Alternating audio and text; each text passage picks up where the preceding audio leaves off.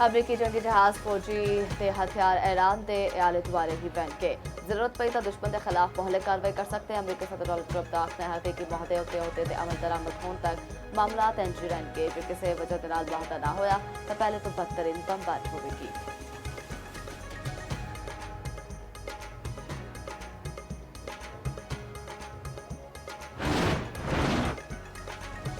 Iran ने अपने Hermes बंद करने का ऐलान कर दिता। ईरानी मीडिया के मुताबिक हरमस कुछ हिस्सों में बारूदी सुरंगां का खदशा ईरानी बहरीन बोट ने मतबादल रस्ते मुकर्रर कर दिते। अपने हरमस को लंघन लई पासदाराने इनकलाब का तावन लाजम करार। ईरानी बहरीन ने खबरदार किया कि जड़ा भी जहाज बगैर इजाजत लंघन की कोशिश करेगा उन्होंने तबाह कर दिया जाएगा।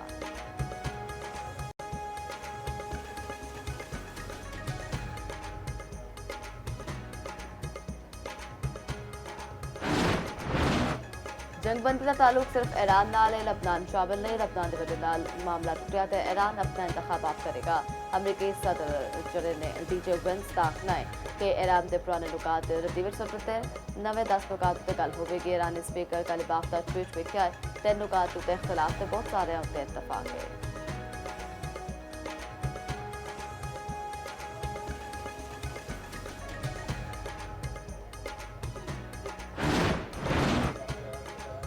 इसराइल की लबनान से वहशियाना बमबारी 254 अफराद शहीद 1165 तो वध जख्मी। लबनान का अज मुल्क भर में यौम शोक मनाने का ऐलान।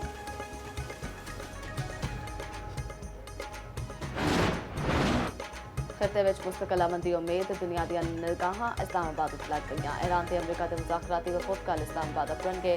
सिक्योरिटी के सख्त इंतजाम मुतअद्दिल शाहरामा बंद रेड जोन में दाखिला रोक दिता। जुबा शहर में अज से कल आम तातीब होगी।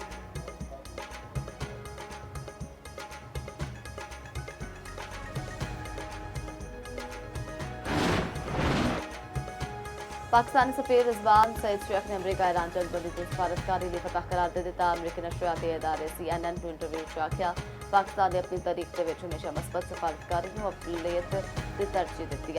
सारे फरीकैन के वलों पाकिस्तान उत्ते एतबार करते पर उन्होंने मशकूर आ।